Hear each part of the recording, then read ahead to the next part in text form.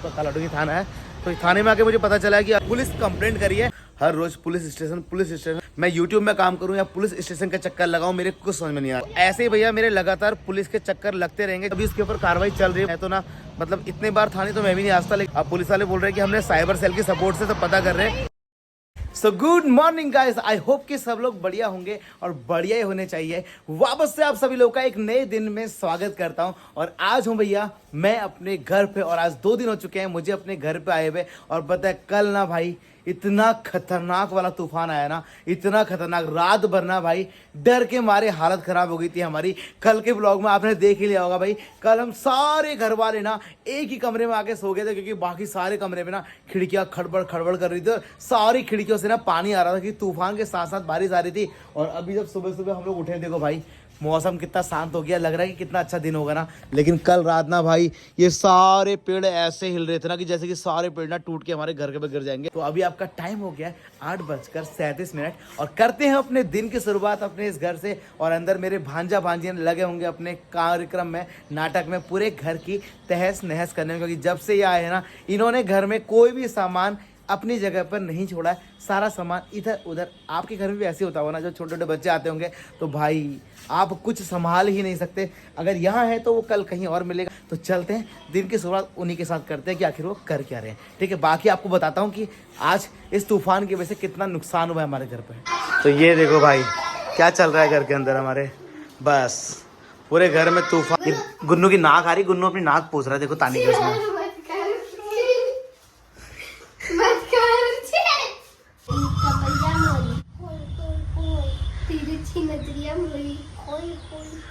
नाटक, ये 2 नाटक जो हमारे घर में आए ना, भांजा और भांजी, इनका बस यही नाटक है। अरे पतली कमरिया मेरी, अरे तेरे छी नजरिया तोरी।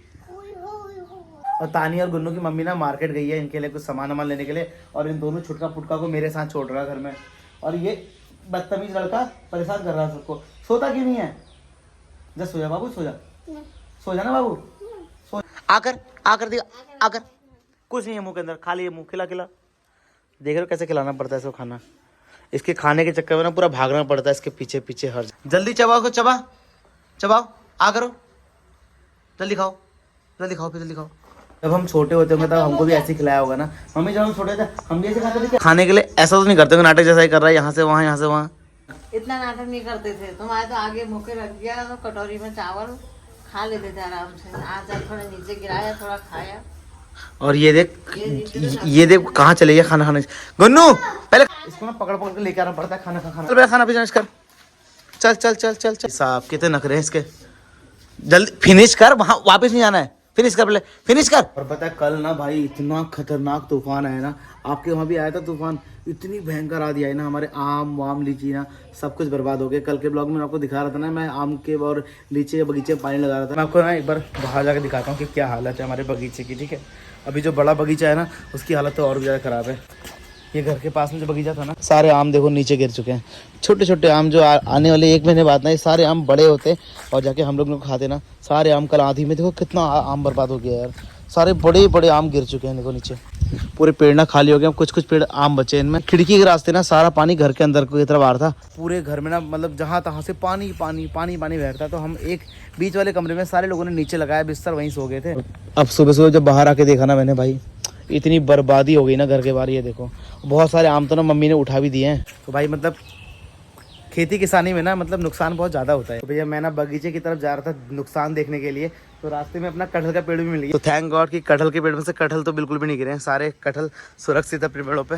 कटहल के पेड़ में ज़्यादा नुकसान नहीं हुआ है। अब चलते हैं सीधे बगीचे की तरफ, वहाँ कितना नुकसान हुआ है वो पता करके आते हैं। तो भाई देखो हम बगीचे की तरफ जा रहे थे और हमको हमारा हीरो मिल गया। हेलो, क्या हाल है? एक एक बार ना इनसे मिलना बहुत ज़रूरी होता है, क्योंकि जो जानवर होते हैं ना वो बहुत ज़्यादा सेंसिटिव होते हैं। एक बार घर में कभी मौका मिले तो उनसे हाय हेलो कर लेना चाहिए। बाकी हम जैसे जानवर से तो लोग मिलते ही रहते हैं। मैं आ गया हूँ अपने बगीचे के अंदर, अपने आम के बगीचे में। और यहाँ पे ना जो हमारे बगीचे की देखरेख करते हैं सोए हुए हैं इस तरीके से, यहाँ पे छोटा सा कुटिया बना के। और ये बता रहे हैं कि 20 क्रेट आम मतलब कल रात से अभी तक गिर चुका था तूफान में, जो पूरा उठा के यहाँ से मंडी की तरफ ले। 20 क्रेट था? हाँ 20 ही होगा। अच्छा, कुछ तो पहले सब बागों में से बीन के, यहाँ तो सुबह ही आ गए हैं। अच्छा सुबह ही लेके चले गए। मतलब एक बार पहले तूफान आया था बोल रहे हैं, तब मैं आपका चारधाम यात्रा में था, तब 15 क्रेट आम गिरा था और आज 20 क्रेट आम गिरा है। और भाई मैक्सिमम से मैक्सिमम जितनी बर्बादी हो सकती थी ना आम की हो गई। अभी आंधियाँ और आएंगी ना तो अभी और नुकसान होगा यार। आप पहले कितना भरा पड़ा था ये बगीचा पूरा आम से, अब देखो सारे आम तो गिर गए इसमें से। तो भैया जी मैं आपका बगीचे से घर पे आ गया हूँ। तो भाई जी बगीचे में मैंने आपको दिखा दिया कितना ज़्यादा नुकसान हुआ है। अब मुझे यहाँ से निकलना है हल्द्वानी के लिए, क्योंकि मुझे ना अभी पुलिस स्टेशन जाना है और जाके वो जो कंप्लेंट मैंने करी थी ना पुलिस थाने में, उसके बारे में पता करना है कि भाई आखिर बात कहाँ तक पहुँची, क्योंकि 3 से 4 दिन हो गए पुलिस कंप्लेंट करे हुए।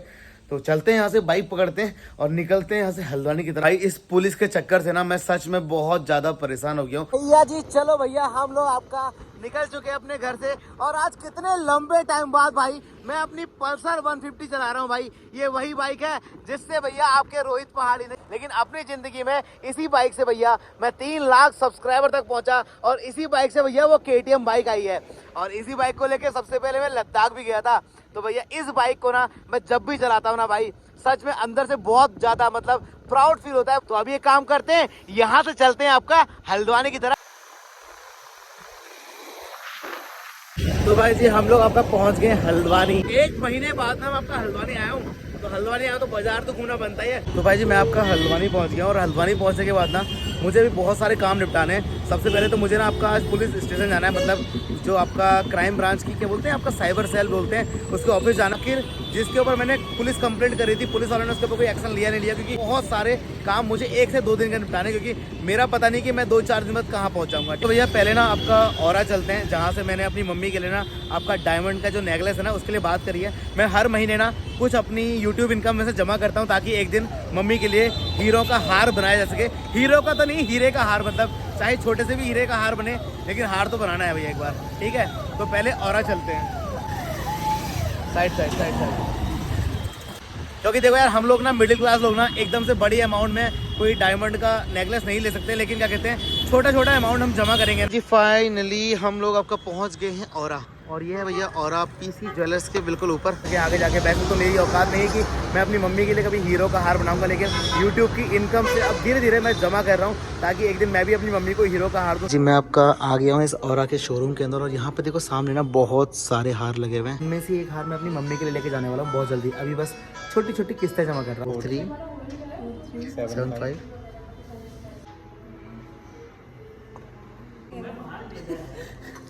तो भैया और आके प्रीमियम कस्टमर के लिए देखो भी चाय आ गई है, कॉफी आई है। तो भाई जी अपना काम हो गया कंप्लीट और छोटे छोटे कामों को करते रहना चाहिए। तो चलो औरा से आगे एक काम कंप्लीट हो गया, अब चलते हैं आपका पुलिस थाने की तरफ। तो चलो भैया निकल चुके हैं हल्द्वानी में अपने कुछ और काम निपटाने। यूट्यूब की इनकम आते ही आपके रोहित पहाड़ी पहुंच चुके हैं आईफोन के स्टोर में। आईफोन के स्टोर में भैया आज अपन क्यों आए हैं, कुछ आईफोन के स्टोर में आने की वजह नया आईफोन लेने नहीं आए। मैं यहाँ पे आया ना, मेरा जो आईफोन है ना, मैं रिकॉर्डिंग कर रहा हूँ या वर्किंग कर रहा हूँ या एडिटिंग कर रहा हूँ ना, अचानक से आपका ऑफ हो जा रहा है फिर ऑन हो रहा है। बहुत सारी मतलब दिक्कतें आ रही है। क्या आईफोन आपके आईफोन में भी ये दिक्कतें आती हैं? मेरे आईफोन में कम से कम नहीं भी तो 10 से 15 दिन से ये दिक्कत आ रही है। जब मैं केदारनाथ में था ना उस टाइम से लगातार हर 1-2 दिन में मेरा फोन ऑफ हो जाता है वर्किंग करते करते। क्यों दिक्कत आ रही है? बार बार आईफोन वर्किंग करते करते स्विच ऑफ हो रहा है फिर ऑन हो रहा है। बग्स की वजह से होता है, उसे अपडेट कर दो, अपडेट के बाद सही हो जाएगा। अच्छा, अगर आगे पीछे भी दोबारा कभी फिर से आएगी फिर अपडेट करते रहेंगे? अपडेट वैसे इसी अपडेट पे सही हो जाएगा। वैसे आईफोन में कितने कितने अपडेट आते रहते हैं, मतलब टाइम टाइम पे? अगर आपने जैसे नया फोन लिया तो 8 साल तक लगातार अपडेट देती है। 8 साल तक? तो भाई उनसे मैंने बात कर ली और वो बता रहे थे कि इसके में अपडेट आ रहा है आपके आईफोन में, तो अपडेट करते रहा करो। जब भी कोई आईफोन का अपडेट आता है, पहली बार आईफोन चला रहा हूँ, मुझे तो पता भी नहीं था भाई। अब आईफोन के स्टोर में आया तो पता चला। भाई जी आईफोन के स्टोर से आने के बाद मैंने भी फ़ोन किया अपनी डार्लिंग को, अंशुल को, और वो भी अभी यहाँ पे आने वाली है। अभी थोड़ी देर में हम लोग यहीं मिलेंगे, देखते हैं कुछ अगर मिल गया हमें इस वॉकवे मॉल के अंदर। इतने बड़े बड़े मॉल को देख के ना मुझे डर लग जाती है भाई साहब। हल्द्वानी में इतने बड़े बड़े मॉल होंगे मैंने सोचा नहीं था। तो भाई मैं इस मॉल के अंदर आया और यहाँ पे आते ही पहली बार देख रहा हूँ कि भैया वॉकवे मॉल के अंदर भी स्कूटी मिल रही है, और ये आपका इको फ्रेंडली स्कूटी, मतलब कि ये आपका इलेक्ट्रिक स्कूटी। ऐसे तो भाई का इंतजार कर रहा था, लेकिन यहाँ पे ना आपका बर्गर किंग भी है। सामने देखो बर्गर किंग का बोर्ड लगा हुआ है, तो कुछ खा लेते हैं, भूखे पेट क्या ही वेट करें किसी का। यहाँ पे इतने सारे बर्गर के प्राइस देख के ना मैं तो कंफ्यूज हो गया हूँ। तो भाई मैंने पहली बार बर्गर किंग के अंदर आया हूँ, तो ना मैं आज से पहले कभी आया नहीं यार।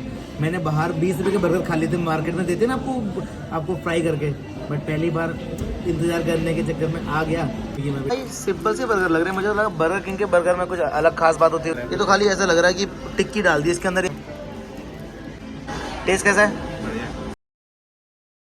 तो भाई पैसा वसूल है, 70 रुपये बर्बाद नहीं हुए, ठीक है हमारे। टेस्ट तो अच्छा है यार बर्गर का, और पता नहीं क्या क्या भरा है बर्गर के अंदर। लेकिन भाई जी वो कहते थे ना कि लौंडे की यारी गधे की सवारी, हमको हो गया 45 मिनट, हम साला बर्गर खा के ही बाहर आ गए और इतना टहल लिए हैं, तब भी हमारे दोस्त का ना कोई पता वता ना है, ना ही फोन, ना ही कॉल, ना ही कहीं उनकी गाड़ी।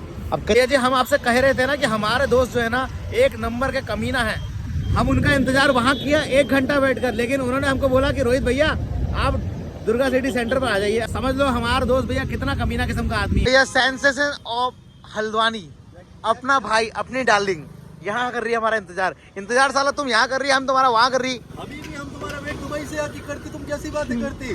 चलो भाई हल्द्वानी आते ही पहले दिन अपना भाई मिल, मैं बढ़िया मजे भाई ने आज ब्रांडेड कपड़े पहने और ये मुझे भी चाहिए। तो भाई जी अंशुल भाई भी आ गए और मैं और अंशुल भाई ना अब दोनों भाई पुलिस स्टेशन जा रहे हैं आखिर पता करने की भाई आखिर उस केस का हुआ क्या जो मैंने कंप्लेंट आज से 2 दिन पहले कराई थी। ठीक है अंशुल भाई चले? भाई वो बंदे ने परेशान कर दिया जिस बंदे ने मेरे नाम से फेक अकाउंट बनाया। बहुत करते हैं यार, और अगर कोई फेमस होने लग जाता है ना तो उसके पीछे ऐसे पड़ जाएंगे कि पता है लोग मुझे कंप्लेंट कर रहे हैं कि वो गलत वीडियो डाल रहा है और लोगों से पैसे मांग रहा है मेरे नाम से। तो चलो भाई अब सीधे फटाफट पुलिस स्टेशन पहुंचते हैं। आखिर पुलिस को 3 दिन हो गए मुझे कंप्लेंट दिए हुए, उसके ऊपर क्या एक्शन हुआ, उसका अकाउंट क्लोज हुआ नहीं हुआ, उसे अरेस्ट किया या नहीं किया, उसका पता निकाला या नहीं निकाला। क्योंकि भाई एक बंदे की वजह से ना मेरी इमेज खराब हो मुझे बिल्कुल पसंद नहीं है, क्योंकि वो बंदा मेरे नाम से ना बहुत पैसे मांग रहा है लोगों से। तो भैया मैं आपका कालाडूंगी थाने में आया था और ये आपका कालाडूंगी थाना है। तो थाने में आके मुझे पता चला है कि अभी इसके ऊपर कार्रवाई चल रही है बंदे के ऊपर, और उसका मतलब पता कर रहे हैं कि आखिर कौन है कहाँ से, उसमें समय लगता है। अब कितना समय लगता है मुझे ये पता नहीं यार, मैं तो ना मतलब इतने बार थाने तो मैं भी नहीं आता, लेकिन मुझे ना ये डर है कि वो बंदा ना मेरे नाम पे कोई गलत हरकत ना करे, इसलिए मैं कालाडूंगी थाने के अंदर आकर रिपोर्ट करके गया उस बंदे की। अब पुलिस वाले बोल रहे हैं कि हमने साइबर सेल की सपोर्ट से तो पता कर रहे हैं कि बहुत जल्दी इस बंदे का पता चल जाएगा। तो ऐसे ही भैया मेरे लगातार पुलिस के चक्कर लगते रहेंगे जब तक वो बंदा पकड़ा नहीं जाएगा ना। मैं थाने में आके हर बार पता करता रहूँ कि आखिर कहानी कहाँ तक पहुँची है। ठीक है, तो थाने में आ गया हूँ, पता कर लिया, अब चलते हैं यहाँ से घर की तरफ। भाई जी फाइनली मैं आपका घर पहुँच गया हूँ, आपका स्टेशन से। और अब आज के ब्लॉग में इतना ही, कल मिलते हैं फिर आपसे एक नए ब्लॉग में। और भाई बहुत जल्दी ये प्रॉब्लम सॉल्व हो जाए। बाकी पुलिस अपना काम कर रही है, आप भी अपना काम करो। बाय बाय, टेक केयर, फिर मिलते हैं आपसे एक नए ब्लॉग में। और आज के ब्लॉग में कुछ भी अच्छा लगा हो तो कमेंट सेक्शन में बताना। अगर कुछ समझ में नहीं आए तो हार्ट शेप जरूर भेजना। मैं आपके हार्ट शेप के लिए ना ये सब मेहनत कर रहा हूँ कि आप बस कुछ रिएक्ट करो, उसके लिए मेहनत कर रहा हूँ। लाइक और एक कमेंट, छोटा सा इतना सा मांग रहा हूँ आपसे। ठीक है, तो कल मिलते हैं आपसे फिर एक नए ब्लॉग में। तब तक के लिए हर हर महादेव।